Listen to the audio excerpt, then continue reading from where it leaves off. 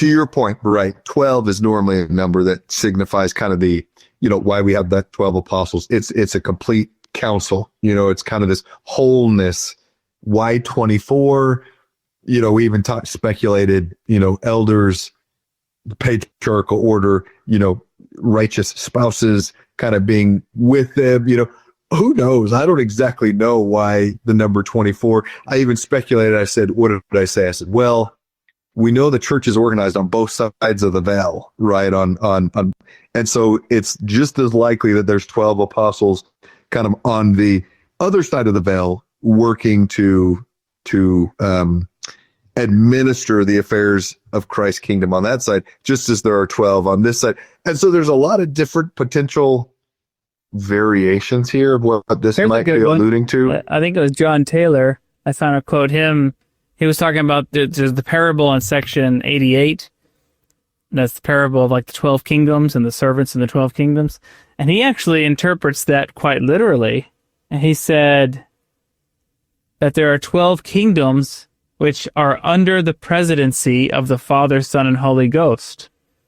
And they're governed by the same rules and destined to the same honor.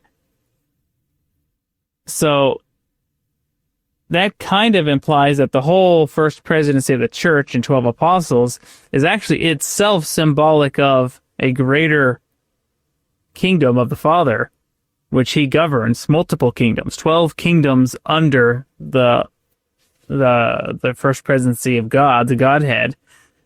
And, that took my mind other places, because I was like, well, if there's 12 kingdoms, let's say 12 worlds, and then you had 24 elders. I mean, that's almost like you have two, let's say, archangels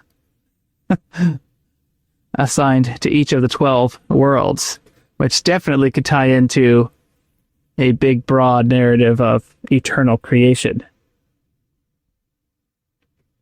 We had talked about, what did we talk about? Kind of this whole Michael Jehovah concept for each creation, each kind of round like that, or each dominion, you might say. So who knows? I'm sure that's the kind of stuff we go into. We're like, well, we probably shouldn't get into that.